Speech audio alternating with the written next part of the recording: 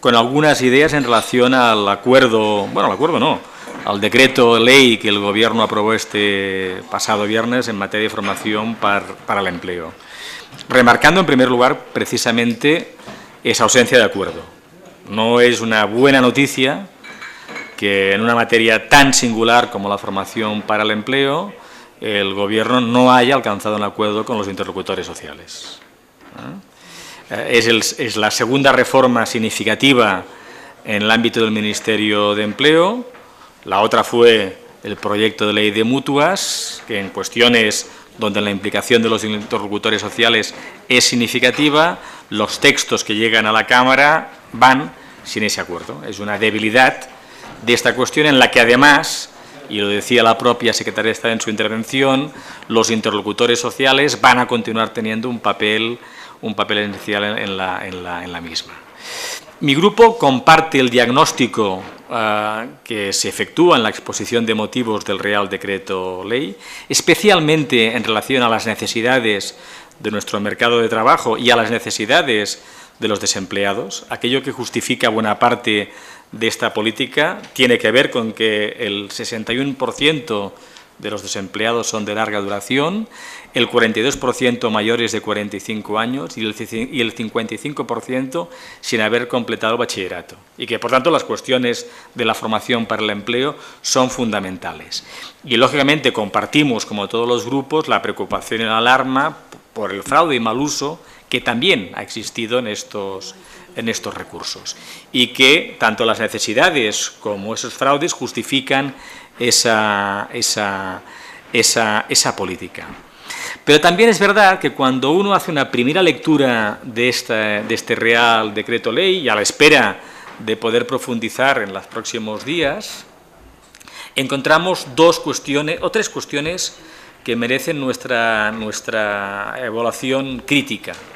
En primer lugar, a nuestro entender, el control que se ejerce de la Administración General del Estado en esta política deja muy poco margen de actuación efectiva, de actuación real, a las comunidades autónomas. Estamos en un modelo que, por la vía de la regulación estatal, la competencia de ejecución que tienen las comunidades autónomas queda muy vaciada de contenido. Y, por tanto, la capacidad que pueden tener las comunidades autónomas de poder desarrollar políticas propias en el ámbito de la formación queda muy mermada. Y ahí, señora Hidalgo, vamos a tener de hacer un esfuerzo en el correspondiente trámite parlamentario para intentar mejorar esa cuestión. Y, en segundo lugar, a pesar de que en su intervención ha hecho referencia a ello en numerosas ocasiones, continuamos sin resolver los problemas de las microempresas para poder beneficiarse de la formación para el empleo. Hay demandas que han planteado las pequeñas y medianas empresas y que no están recogidas en el texto aprobado, ¿no? La acumulación de los créditos formativos durante varios ejercicios para permitir que la formación que puedan recibir estas microempresas tenga la calidad suficiente. Usted decía, los 420 euros ya implica un esfuerzo solidario del conjunto del sistema con las microempresas.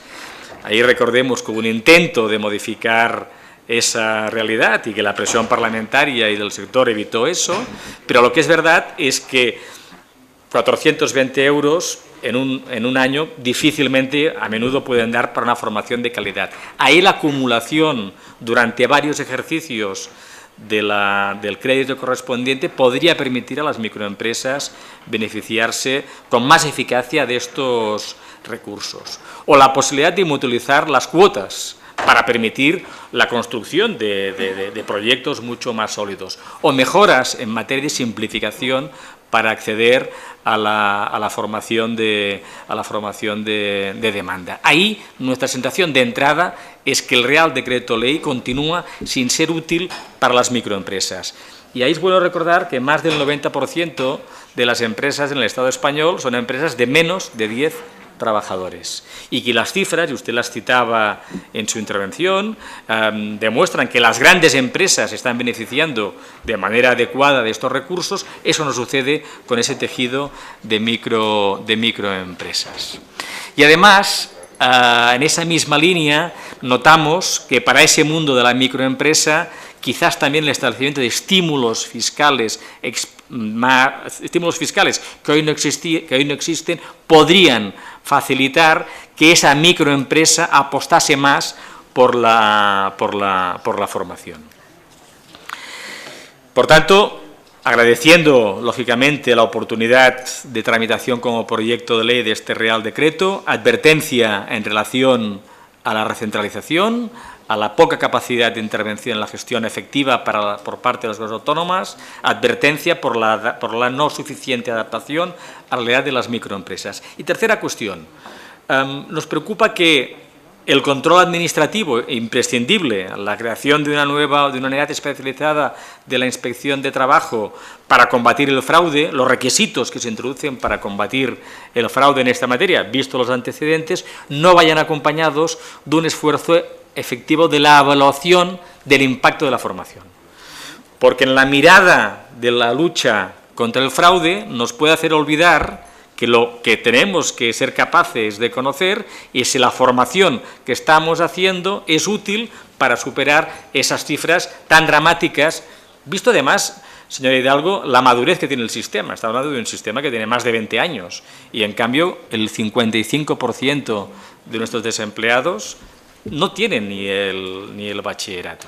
Por tanto, quiero decir que la evaluación del impacto efectivo de la formación, y ahí nos preocupa en el planteamiento del Real Decreto eso cómo lo formulamos.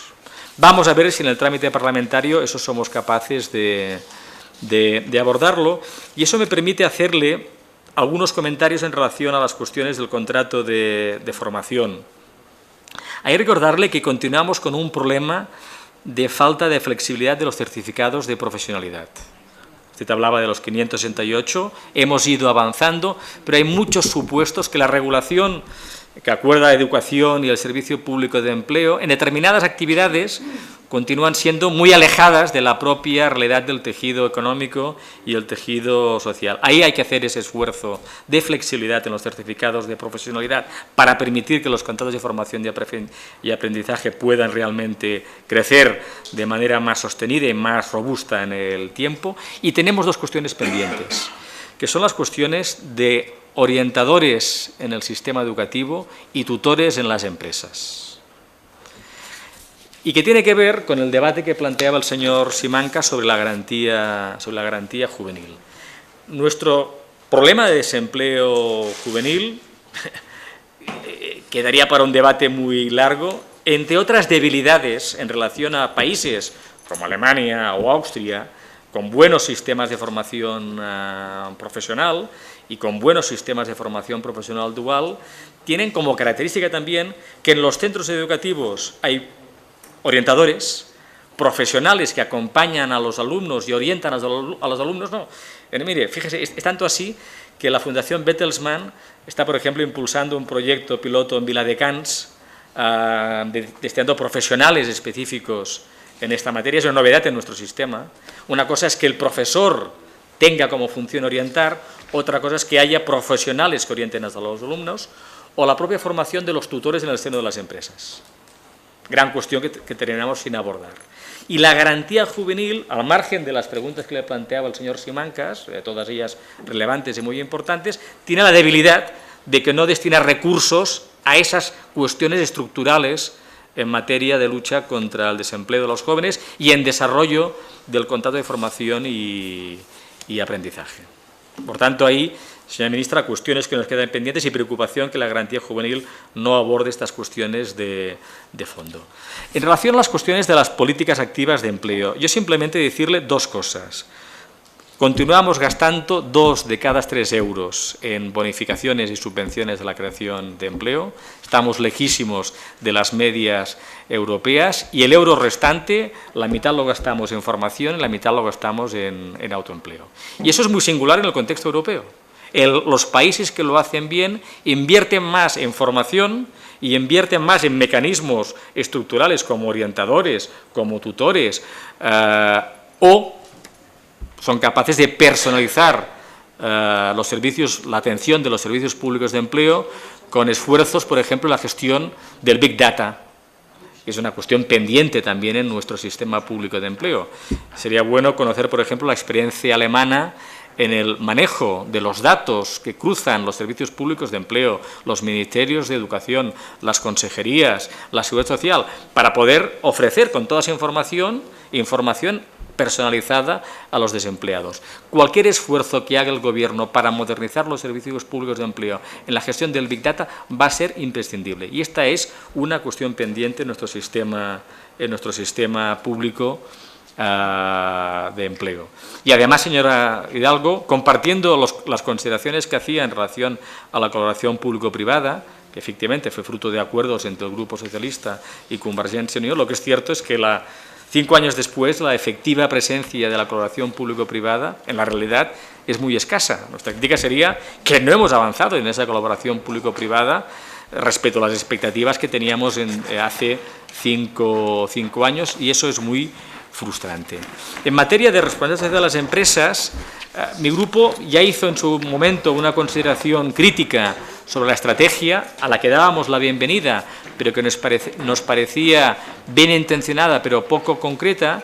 Pero aprovecho esta comparecencia para pedirles si han efectuado algún tipo de balance sobre las previsiones en materia de responsabilidad de las empresas en relación a la Ley de Economía Sostenible, tanto a empresas públicas que han presentado las correspondientes memorias como empresas privadas que han hecho llegar al Gobierno información también sobre sus memorias. Son previsiones legales hoy existentes y que nos gustaría conocer si sobre eso el Gobierno puede hacer ya un balance una vez la legislatura está finalizando.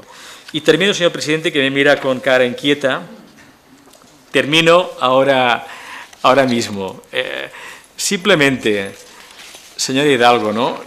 Yo creo que los problemas de fondo de nuestro mercado de trabajo deben de partir que las cosas han mejorado, pero hoy estamos peor en términos cualitativos y cuantitativos que hace 3 años y pico, cuando ustedes llegaron al Gobierno. Aún no hemos llegado a la reducción del desempleo, a la situación de 2011. Y, por tanto, eso aconseja huir de cualquier triunfalismo. Y que tenemos el riesgo que el patrón de crecimiento económico en general reproduzca los defectos seculares de nuestro mercado de trabajo. Usted decía, tenemos unas tasas de temporalidad parecidas a las anteriores a la crisis o incluso menores, pero si nos comparamos con nuestro entorno, un 23-24% de temporalidad es excesiva. Y quiere decir que hay cosas que no están funcionando bien. O cuando valoramos de manera positiva el crecimiento del trabajo a tiempo parcial, debemos de reconocer que es un tiempo parcial en la mayoría de las ocasiones no voluntario por parte de los trabajadores. Y que, por tanto, los problemas de fondo están allí y eso exige una reflexión mucho más a fondo y yendo más a los problemas estructurales de nuestro mercado de trabajo, que va a exigir, sobre todo, y con ello termino, señor presidente, recuperar la capacidad de acuerdo entre los interlocutores sociales y el Gobierno. Estas cuestiones, la temporalidad, la calidad del empleo, la creación del empleo, en los países de nuestro entorno que han funcionado bien, han ido acompañados de grandes acuerdos políticos y de grandes acuerdos sociales. Vamos a terminar la legislatura con escasos acuerdos políticos en esta materia de gran magnitud y con acuerdos sociales muy limitados. Y eso imposibilita abordar los problemas de fondo de nuestro mercado de trabajo. Nada.